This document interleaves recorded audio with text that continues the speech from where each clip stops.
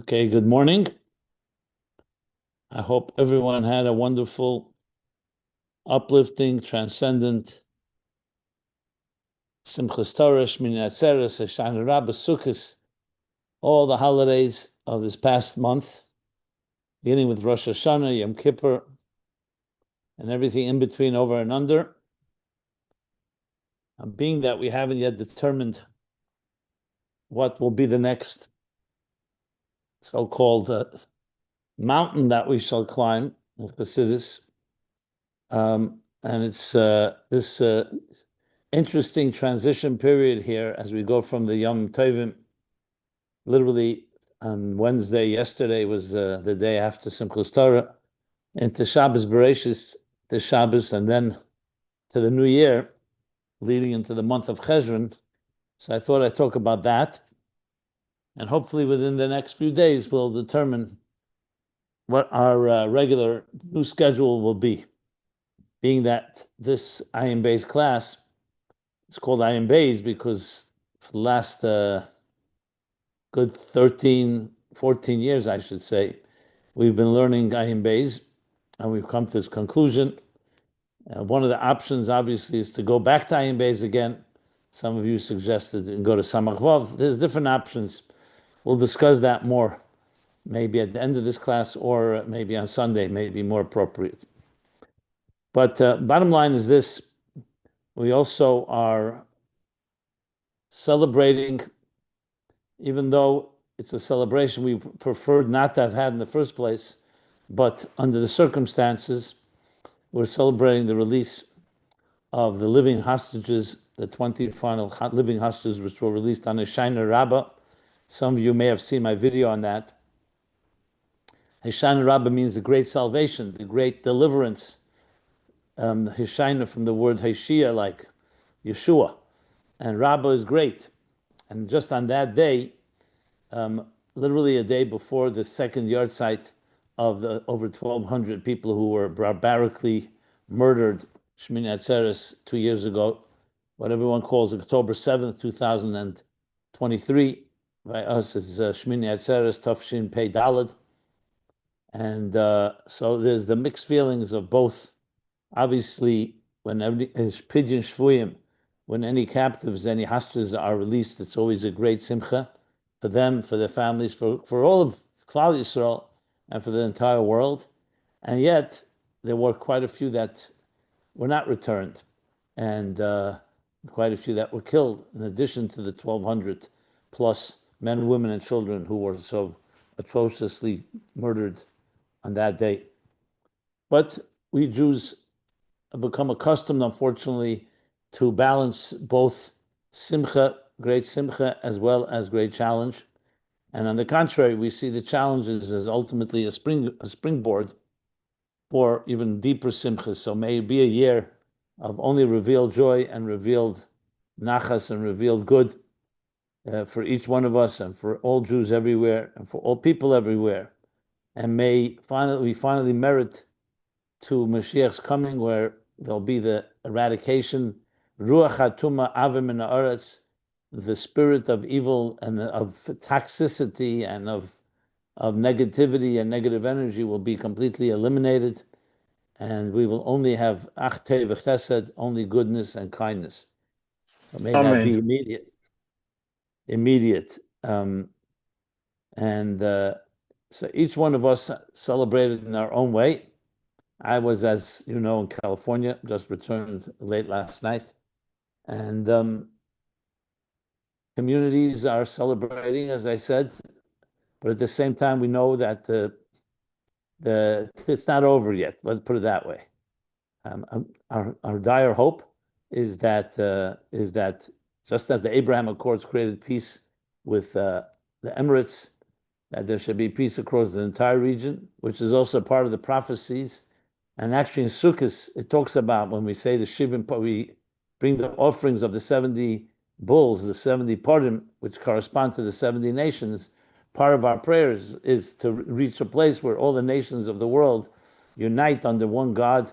Oz epech elam safa brura, and the words of the Rambam, that the entire business of the world will only be to know godliness. And essentially, that is the mitzvah of Sukkah, the man yedu deresechem, yedu, like das, to know and intimately to know and to know God and God's miracles and God's protection and God's gifts and blessings to us in an internal way. And this is not just for the Jewish people, but for all the nations of the world, which is why, in many ways, Rosh Hashanah even, we begin Ala Medina's Beya Amar. We don't just pray for the Jewish people, we also pray for the nations of the world. And their destiny is determined on Rosh Hashanah, which is the birthday of the human race. Adam and Eve were born and created on that day. So really, it reflects the entire world. And that's really the biggest objective. It's one of the themes I spoke about in the Farbrengen I did on Sukkot. Actually, it was recorded in audio, so we'll post it shortly. Farbrengen I did last Saturday night, Mitzvah Shabbos in the Sukkot. And I discussed this more at length, so I won't discuss it right now, but I just wanted to touch upon it because the nations of the world sure can use salvation as well and redemption, both in psychologically, emotionally, and spiritually, and of course physically, because we live in a very confused time where people don't have a clear moral compass, and all the confusion and propaganda of different false narratives, which is a big part of what our challenges are. But on the other hand, it means that the enemy is really, a lot of it is ignorance. And the face of ignorance, which is a vacuum, that's where, like in the story with Yosef, when he was thrown into the pit. So it says, Boi reik ein boi mayim, it was an empty pit. So Rashi asks, if it was empty, why does it have to say ein boi mayim? You already said, Boi reik, it's an empty pit. Why do you have to say, and there was no water in it?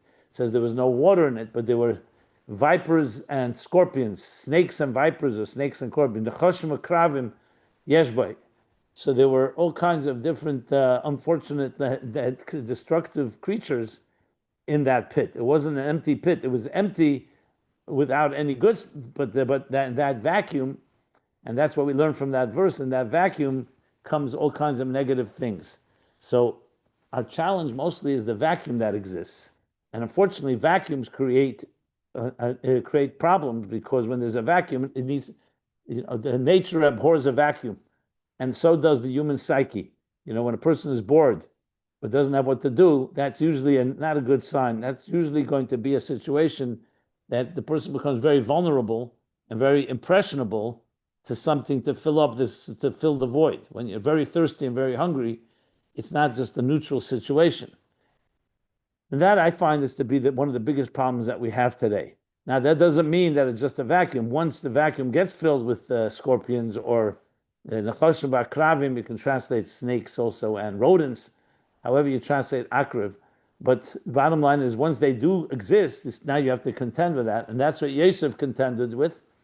And interesting, as has been pointed out as well, that Yosef, 2 years from the day when he was thrown into the pit, not by his brothers, by Potiphar, was Miketz Nasayim Yomim. At the end of 2 years, that's when he was freed, and he became the viceroy of Egypt, which again is symbolic of both sides, the painful element of being taken hostage and being taken captive, but at the same time being thrown into a pit, and being thrown into a pit, which of course is a symbol of death and a symbol of captivity and so on. But on the other hand, when you dig a pit in the ground, it also can be a symbol of growth. And that's what happened.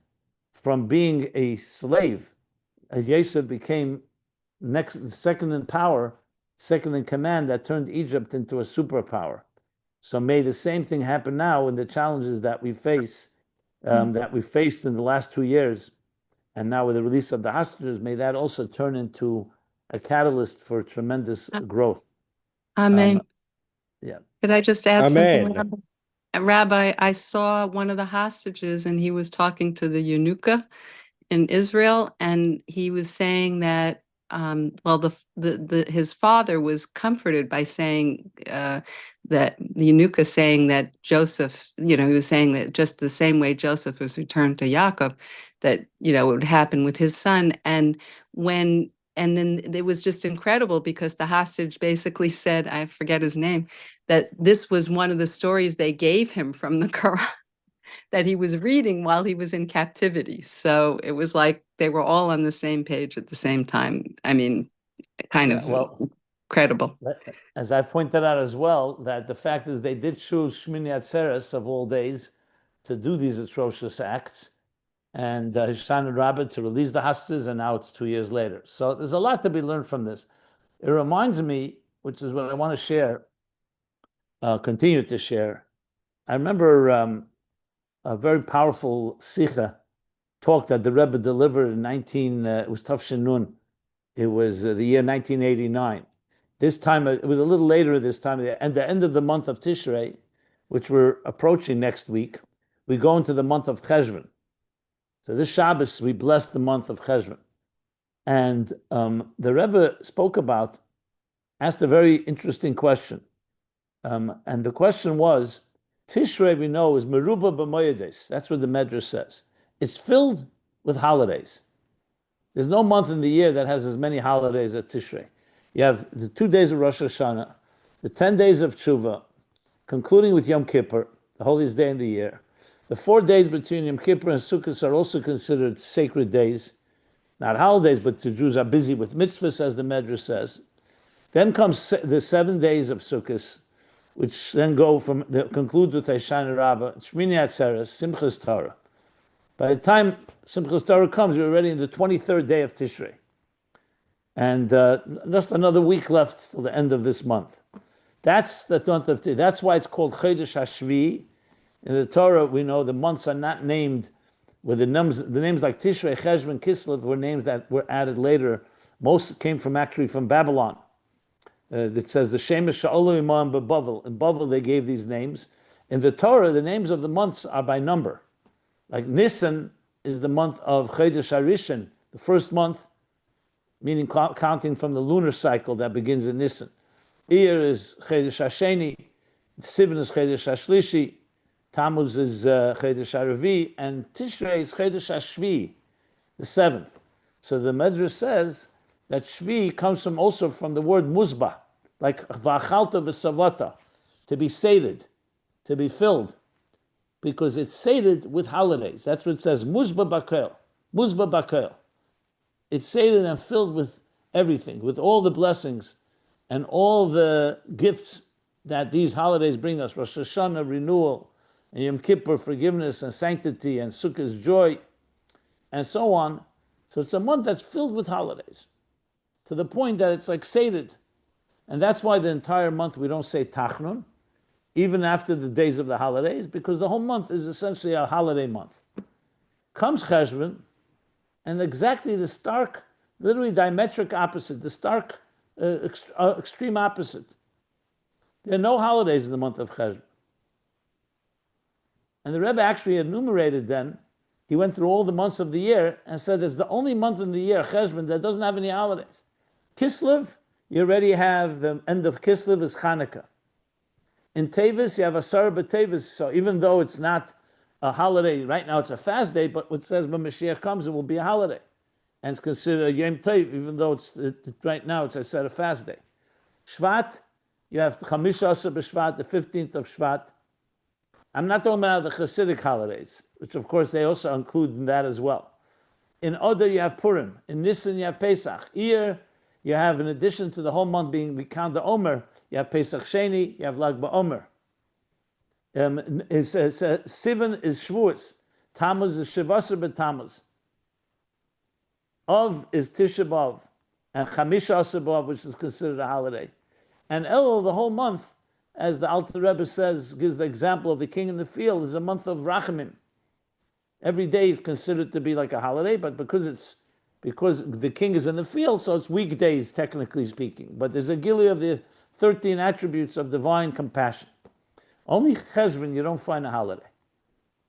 So it seems a bit strange, such an extreme transition, that you go from Tishrei to Cheshvan, from a month full of holidays to a month of no holidays. It would make more sense to balance it out. You put a few holidays in Tishrei, you stick a few holidays into Cheshvan, and that way there's more of a balanced transition. And the Rebbe's answer was a very powerful answer, which is relevant very much to the discussions we're having here about all the events going on today. Rebbe said the real sign, if you want to know what a person is made of, is not when you have all the giluyim and all the revelations that come from above, mamayla lamata. We'll use some Ayin Beis language. I mean, it's not just Ayin Beis, it's Chassidic in general, but Ayin Beis, we talked a lot about mamayla lamata, mamata lamayla. So when we're getting all the gifts from above, that's beautiful. That brings inspiration, motivation. It sates us, like I said, it's the month Chodesh Hashvi, filled with holidays. It's a very elevated state, a revelation on all the different levels of Rosh Hashanah, Yom Kippur, Sukkot, etc. When you really want to know what a person is made of, you have to put them in a state where they don't have all these giluyim. They don't have all these revelations. What are they on their own? So Cheshvan comes right after Tishrei, after you've been sated and fed and nourished and nurtured with all the different giluyim and revelations of these holidays. How will you do on your own? So if there was even one holiday in Cheshvan, that already would somewhat dilute that experience. So Cheshvan comes as the ultimate litmus test. Now that you don't have all these revelations, now it's a month without any holidays, are you still going to be able to carry on and integrate, internalize all that you've experienced? So it's almost like a teacher, gives everything he can to his students. Then afterwards he says, now it's your turn. Let's see what you can do on your own. Like the Shalheves Elam Me'eleh, the flame that rises on its own. Can you rise on your own? So that's why specifically after Tishrei, it's not about balancing out or spreading out the holidays through the year. It's about giving us that opportunity. And that's why the parshas that we read and learn these weeks, Bereshis, Noach, Lech Lecha, if you think about it, they all have the same theme. They're all a theme about after creation, of course, which God creates, but then the main theme comes, what will Adam and Eve do on their own? They've been created, they've been given a mission to serve and protect and to cultivate and nurture the Garden of Eden. They were given that mission. Now, what will they do? Unfortunately, they eat from the tree of knowledge. And the chapter continues. You see what happens with the generations afterwards to the point of the flood in Pasha Noach, and even to the point of Lech Lecha. So the Rebbe emphasized in that same talk from 1989, Tov Shinun, that year, that Lech Lecha, what does Lech Lecha mean?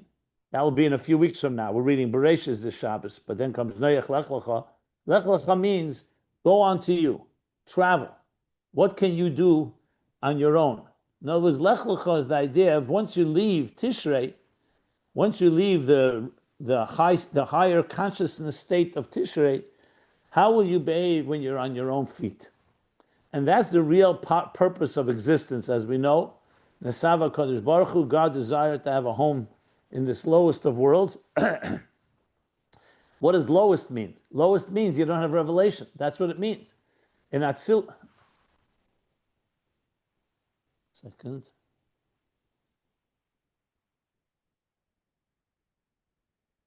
In Atzilus,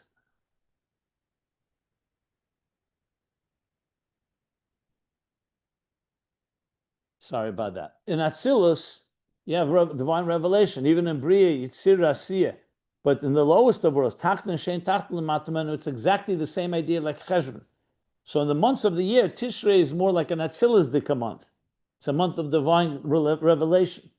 And Cheshvan is more like a Tachtenim month, where, relatively speaking, obviously, because Tishrei is also obviously in this lowest of worlds, but relatively speaking in time, just as in space, the month of Cheshvan reflects more a time when you are now beginning your year, Bereshis Bara Elokim, your new year, a new world, after everything that's happened in the powerful month of Tishrei. Now, how will you do when you're standing on your own feet? Now, obviously, we still have God's blessings and we still have strength from above, but it's not quite revealed as it is in Elul and especially in Tishrei. So that is essentially where we're entering. So we're right now in between these two stages because it's still the month of Tishrei, as I mentioned, until next week, when we then enter into the month of Cheshvan. But Shabbos Bereshis, which we're coming into tonight and tomorrow, is like a mamutza, an interface talking about interfaces, the mamutza of Keser in the whole theme of Ayin Beis, it's an interface that carries Tishrei into the next month. So just an idea that really, I think, reflects also these challenges that we're having, especially in the Middle East. So on one hand, yes, a lot of difficulties when you're surrounded by enemies. But at the same time, we've seen miracles, and we've seen unbelievable achdus and unity and joy.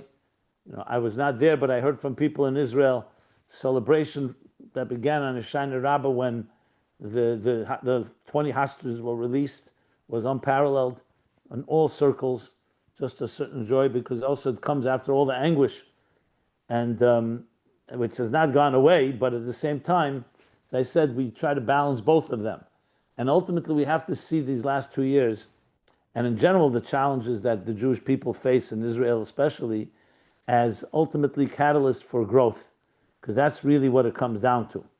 And that's always been our story, that on one hand, we've been challenged, and that may be a mild word, there's a lot more that has happened than just challenges, but on the other hand, it has caused us to grow. So Yosef is a perfect example. He was thrust into a pit once and then twice, and for 22 years he was separated from his father and from his family. And what the end of the story is that he himself becomes the viceroy and actually feeds, like he says to his brothers, the next parsha after Miketz, where he says to his brothers that even though they're the ones that were so humiliated, so embarrassed and shamed because they suddenly realized here's their brother that they almost killed and they threw into captivity, and here their brother is telling them, it's God brought me here in order to save you, in order to bring life to the world and bring life to you, to our father, because it was due to Joseph that the famine, the great famine, was able to be countered by the accumulation of the grain that he had accumulated, and was able to feed them and the world. So that would have turned Egypt into a superpower. So this has been our story. And though we don't want the negative, but sometimes it's thrust upon us. And as I said before, our right now, hopefully this is the last time, and we can march straight into the Geula without any more of these setbacks and challenges.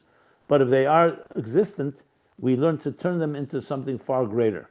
So even when Cheshvan comes, and it's a month that is a little more somber, if you wish, because it doesn't have all those holidays. And that's why indeed it's called Mar Cheshvan. Mar also means bitter. Comes from the word bitter. It also means a drop of water. Mar Cheshvan, because the rain season begins in Israel and so on. So you have both a certain void and vacuum, because you don't have the holidays, but at the same time, we fill it with rain. And where I was for Shmini Atzeres, when we say the prayer for Geshem that evening and that morning was almost a flood. It was raining. It never rains in California like that, in Southern California. But we had rain even before the prayer, just as an aside. So, my friends, just a few words of thoughts and inspiration in this period of time. As I said, we will get back to learning text in my Morech Chassidus, but I'll stop here if anybody wants to comment or say anything or comment about your holiday experience. I'm more than open. I'm sure we all be interested and delighted in hearing from everyone here, or whoever wants to say something. I was at my Geisha boarding school over Yom Tiv, and it was the best Shmini Atzeres I've ever had there. It's my third one. Very nice, beautiful. Thanks. Yeah.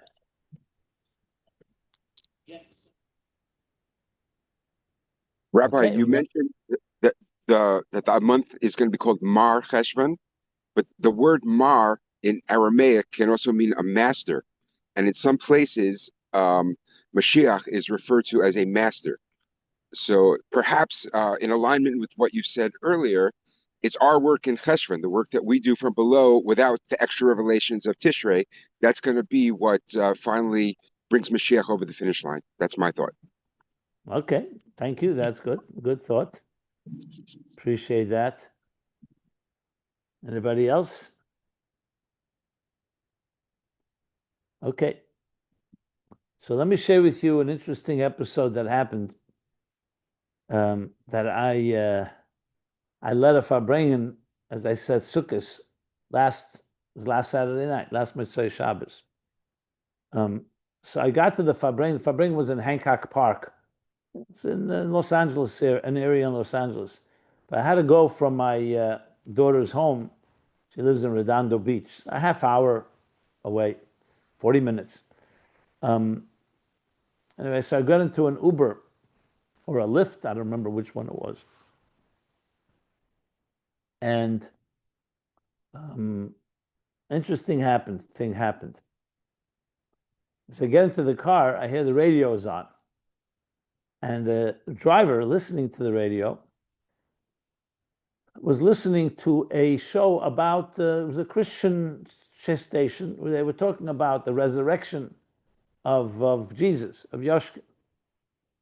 Like theologians discussing it, the meaning behind it, the miracle, the lessons, and so on. Anyway, this was playing. And so I asked the fellow, I asked him if he's a Christian. He said, no, he's Jewish, he tells me. So we start talking, and I said to him, I didn't want to start challenging him or debating with him or criticizing him. So I said, I'd like to share with you a story. And I told him a story that I think I've shared here a number of times. I'll say it briefly, since you probably heard it from me. I said to him, there were years, I wrote a book, I told him, called Toward a Meaningful Life. A book on spirituality based on Jewish teachings. And in the early years, when the book was first published, the publisher sent me on a book tour. So I was on a plane flying to different cities a certain week. We're talking now probably 30 years ago, 29 years ago. And I happened to be sitting in one of the flights near a Methodist minister. And we started a conversation. He starts telling me about the different denominations. I was in a talkative mode, and so was he. And we had a good conversation about an interesting conversation. Let's put it this way. Then, middle of the conversation, I asked him what he thinks about the Pope in Rome, and in Vatican City, I should say. And he said, we are Protestants, so we don't really believe in the Catholic relics and also the Pope's divinity, etc. The way he put it was, we pray, we don't believe in intermediaries. We pray to Jesus directly. That's what he told me. So I smiled to myself, and I said to him, I went to yeshiva with him. He said, with whom? I said, with the man you just mentioned. We studied the same Talmud, the same Mishnah. We studied the same, Talmud really didn't exist then, but the same texts. And I'm just wondering, why did you choose him from the entire class to be the son of God? Anyway, first he was confused by what I was saying. Then after a few minutes, he caught on. And I thought he'd be insulted, but he still engaged with me. And I don't know if he picked up on the idea about an intermediary, that we pray to, that we're saying we don't believe in intermediaries, yet they pray to an intermediary. But then when we got off the plane, he said to me, I like you. I like to continue our conversation. Maybe you can give me your number. And I gave him my number, not expecting ever to hear from him. Fine. A few months pass, and I get a call from him. And he said that we have soon coming up our semi-annual conference. I think it was New Jersey. It was New Jersey, where Methodist, Presbyterian, I forgot the names, a few different denominations get together, and they'd like me to be a keynote speaker. And the topic they'd like me to speak about is the Jewish view on redemption and Messiah. Okay. So my initial reaction was not to not to do it. But then I gave it a second thought. And I said to him, I'll consider it, but on two conditions. Number one, I'd like to be in the social hall, not in a sanctuary. No problem, he said. And second, no publicity. And he asked me why. So I said, because I don't know if my colleagues would appreciate this. He said to me, don't worry about that. It's a private event. There's no PR. There's no invitations to anyone. It's a closed event. Okay. And I did it. I went and I gave the talk.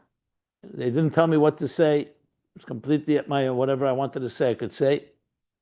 And I shared with them briefly, firstly, the Rambam, that Mashiach redemption is not something that requires miracles necessarily. It's a change of consciousness. That the business of the world will only be to know God. Like the verse says, the whole world will be filled with divine knowledge as the waters cover the sea. And I spoke about Tanya, that what is Gili Elikus Ba'elam Hazeh Agashmi, that the world will be not busy with materialism, but materialism will only be a means to spiritual growth and to knowing God. As I mentioned, that the world will know God. And I explained it up in Chassidus, difference to matter and spirit and energy, how divine energy will be revealed, that will become the given. And the material world will be seen simply as a glove to a hand, as an outer container to the spiritual energy within it. And it was very well received. I spoke about the unity, world peace, no more famine, no more war. All the nations of the world will serve one God. The verse, they will go to Beisi Tefillah L'Kol Ha'amim. My home, the Beis Hamikdash, will be a house of prayer for all nations. And that was the gist of it. Obviously, I elaborated. I just gave you only a short. And all this is what I'm sharing with this guy in the ride that he was taking me to Hancock Park. And then at the end of the talk, I was asked the question. One of the hosts got up and said, very eloquent, beautiful. We really appreciate your words. And yes, I saw people responded very well. Well, one problem. You talk about unity. How will we ever agree on the identity of the Messiah? We Christians believe absolutely in the person I mentioned before, Jesus, Yoshke. And the Jews unequivocally have rejected him. So how will we ever come to peace with that? How will we reconcile? So I don't know, Hashem put the right words in my mouth. And I responded, well, let's put it this way. The Messiah will be one Jew or another. That's how I responded. And the whole place, I could tell there was like an awkward laugh and awkward applause as well. And but it went down. That's what I said. And this is the story I told this guy. Being that it was Sukkot, that's why I shared the story in the Sukkah with the people I farbrenged afterwards with. And I said, because Sukkot is a time, like following Rosh Hashanah, where the destiny of nations is determined. And the Medrash says that if the nations of the world knew the blessings they received from the holy Beis Hamikdash and from Eretz Yisrael, and from the Jewish people, they would not only not attack it, they would surround it with legions of their warriors, of their military, of their armies, to protect it from any harm. And just to tell you the end of the story with the driver, so he said to me, he was very intrigued by this, and he said to me, and I said to him, I can send you more information if you want to hear about this. Because as I said, I didn't feel I should debate him or start arguing with him. And he gave me his email address, and I'm going to be sending him content going forward. We'll see what happens. But I thought it was a very hashgacha pratis story that was worth sharing, because we never know who we're driving with and who we meet. And it's always good to know that you have to be always influencing and bringing light to others. Especially, as I said, going from the holiday season into the world, this is a tremendous lesson in life, because when we go into the world, we meet all kinds of people. And whether it be a doctor or a lawyer or an accountant or people, your clients or your vendors or your colleagues, co-workers, investors, whatever it may be, we all have a circle, a sphere of influence. And the real mission that we have right now, and the takeaway is that from Tishrei, where we absorbed and received so many blessings, is to bring those blessings forward, pay it forward, to bestow it and to transmit it to everyone we meet, whoever we encounter. That is the real ultimate commitment, which is perfect for this time of the year, as we end the month of Tishrei and we go into Bereshis, a new year. Bereshis bara Elokim es hashamayim v'sa'aretz, and then the subsequent chapters, all about bringing the divine awareness and consciousness into the world around us. So those are my thoughts for this time period. I hope they inspire you as they inspire me. And again, if anybody wants to ask anything or comment, please.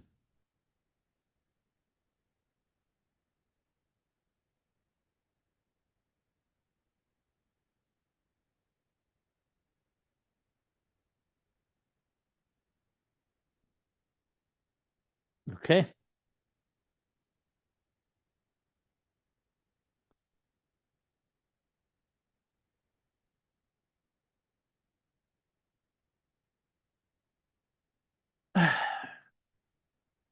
So let us, unless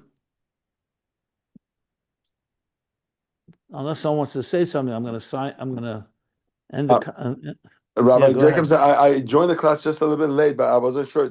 Did you get it to decide where we're going to go from this point forward, or did I miss that one? No, I didn't decide. I said we'll okay. decide. Sunday we'll discuss it. Bezat Hashem. Okay. Want to hear everybody's thoughts, of course.